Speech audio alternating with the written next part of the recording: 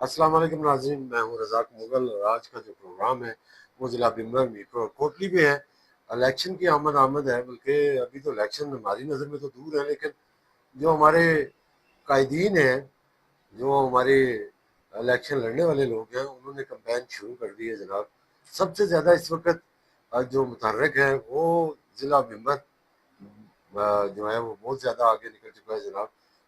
उन्होंने बाकायदा लोगों के घरों पे जाना और पार्टियों को राज़ी करना और इधर शमूलियत उधर शमूलियत, ये काम उन्होंने शुरू कर दिया है जनाब।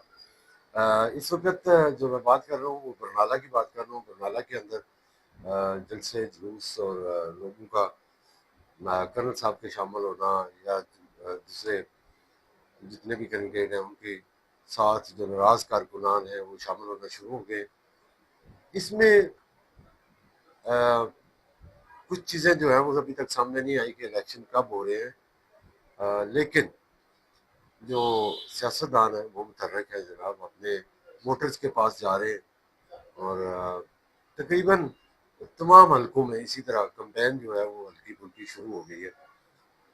हल्का खड़ी की अगर बात करें तो हल्का खड़ी में भी जो एक जलसा हो चुका है और चौधरी अरशद साहब जनाब डोर टू डोर तो नहीं अभी तक गए, लेकिन हर गांव में विजिट कर रहे हैं, लोगों से मिल रहे हैं। इसी तरह चौधरी रुखसार भी कर रहे हैं। एक अगर हल्का LA7 है जो वो अभी थोड़ा सा पीछे है, क्योंकि वज़ीर आज़म साहब बहुत कम आ रहे हैं, ज़ाहिर है वो मसरूफ़ हैं। तो उनके मद्दे मुकाबल तारिक फारूक साहब भी बहुत कम हल्के में नज़र आ रहे हैं जनाब।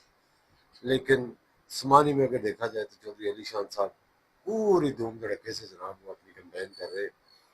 इसी तरह मीरपुर के अंदर भी जो वज़ीर है वो तो अभी खामोश है, लेकिन चौधरी सईद साहब जो है वो डोर टू डोर, बल्कि मैं डोर टू डोर ही कह दूँ तो ज़्यादा बेहतर है, लोगों से अपने रबते शुरू कर दिए। राज कारकुनान जो थे उनको राज़ी करना शुरू कर दिया। इसी तरह आप गडियाल के हल्के में चले जाएं, वहाँ पे भी लोगों ने, यानी जो सियासत है वो अरूज पे है। लोग जो है वो मीटिंगें और आना जाना लोगों ने शुरू कर दिया है। जो नाराज कारकुन है, नाराज उनके जो सियासतदान है उनको राजी करना शुरू कर दिया है। आपको भी पता है, मुझे भी पता है, यहाँ पार्टियों की इतनी अहमियत नहीं है, लेकिन चंद सवालात जो हैं वो आज भी लोगों के जुबान पर मौजूद है कि अगर देखें तो PTI जब इक़्तिदार में आई तो बिल्कुल जनाब सफाई कर दी उन्होंने। हज़ब इख्तिलाफ जो है वो ना होने के बराबर रह गई। और इसी तरह नून लीग भी आई। नून लीग जब आई तो तमाम सीटें लेगी, बहुत कम जो है वो उनके जो थे अपोजिशन में लोग। इसी तरह पीपल्स पार्टी आई, उन्होंने भी ऐसा ही किया। लोगों की क्या ख्वाहिशात हैं, लोग क्या चाहते हैं कि हमारा कैंडिडेट आए। और जमात, आज ये लोगों ने यहाँ पे जो नून लीग के सियासतदान हैं उन्होंने ये तासर देना शुरू कर दिया है कि वफाक में हमारी हुकूमत है और इंशाल्लाह हमारी हुकूमत नून यानी पाकिस्तान मुस्लिम लीग नून की हुकूमत बनने जा रही है। अगर माजी को देखा जाए तो ये बात 100% लोग मान जाएंगे कि वाकई इससे पहले पाकिस्तान की पीपल्स पार्टी की हुकूमत थी वफाक में, तो यहाँ पे पाकिस्तान पीपल्स पार्टी की बन गई। पाकिस्तान मुस्लिम लीग नून की हुकूमत थी तो यहाँ पे भी पाकिस्तान मुस्लिम लीग नून की हुकूमत बन गई।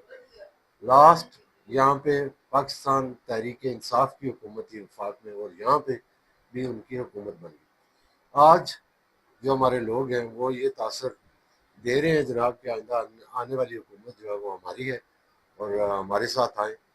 तो यही बेनिफिट होता है बरसरे इक़्तिदार जो वफाक में बैठी हुई जमात है उसका, कि लोग यहाँ पे जो आहिस्ता आहिस्ता करके वो उस तरफ रुख कर लेते हैं।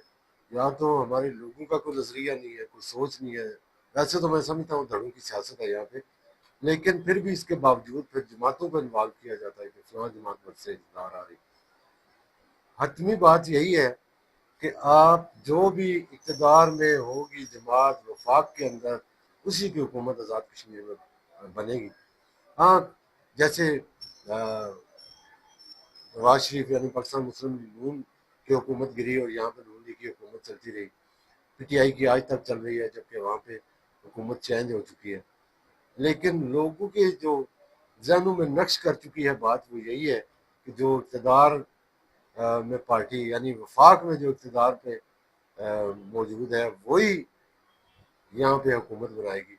और ये माजी को अगर देखा जाए तो ये बात 100% दुरुस्त है। यानी माजी करीब की बात कर रहा हूँ, बईद में भी ऐसा ही था कि मुस्लिम कॉन्फ्रेंस जिस तरफ भी जाती थी और वो अपना इलेक्शन जीत जाती थी। और तकरीबन 30 से 35 साल का उनका इक़्तिदार का जो है वो ज़माना है। उनके मद्दे मुकाबल पीपल्स पार्टी थी यहाँ पे, बाद में नून लीग आई और नून लीग के साथ पीटीआई है। और आज वफाक में बैठा हुआ पाकिस्तान मुस्लिम लीग नून का जो तमाम इक़्तिदार वाले लोग हैं वो यही कह रहे हैं कि जनाब आइंदा आने वाली हुकूमत हमारी है। और मैं देख रहा हूँ बहुत से हलकों में जो बड़े जाले थे वो छोड़ छोड़ के यानी बहाना ढूंढ रहे हैं कि किसी तरह हमें को राजी करने के लिए आज हम मुस्लिम लीग नून में शामिल हो जाए। क्यों? आइंदा आने वाली हुकूमत जो है वो पाकिस्तान मुस्लिम नून की है। तो मैं आपसे ये गुजारिश करूंगा कि आप अपनी पार्टी अपने नज़रियों को वोट दें, ना कि किसी के इशारों पे। आपके पास कोई बंदा आता है जी वो आपको कहता है जी नहीं पाकिस्तान में जो है वो हुकूमत बनने जा रही है मुस्लिम लीग नून की, आप उस तरफ आप चले जाएं, तो ये मुनासिब नहीं है। अपने धड़े का ख्याल रखें और अपने नज़रियात जो है आपकी जो सोच है उसके मद्देनज़र रखते हुए अपना वोट जो कीमती वोट है वो इस्तेमाल करते हुए अपने नज़रियों को प्रमोट करें, ना कि ये देखें कि वफाक में कौन है। और यहाँ पे जो अभी इक़्तिदार के अंदर पीटीआई का कैसे कह सकते हैं, बल्कि ये फारूक ब्लॉक बना था, इनके साथ रहना है। और कुछ लोग तो मेरे ख्याल में सियासी तौर पे उन्होंने नुकसान भी उठाया है, जमातें बहुत तब्दील की हैं, बहुत से लोग वहाँ पे आए और चले गए। तो मैं अवाम से गुजारिश करूँगा कि अपने नज़रियात अपनी सोच को वोट दें, ना कि चाचे मामे बाबे को वोट दें। आपकी जो वोट की ताकत है वो तभी कारामद साबित होगी जब आप अपने नज़रियों को वोट देंगे। मैं किसी की हमायत नहीं करता, मैं आपको ये बताना चाह रहा हूँ कि आप अपनी मर्जी से जब वोट देंगे, अपने नज़रिए को अपनी सोच को वोट देंगे, तो तब जाके आप कामयाब होंगे। इंशाल्लाह अगले किसी प्रोग्राम में आपसे मुलाकात होगी, तब तक के लिए इजाज़त दीजिए। अल्लाह ने के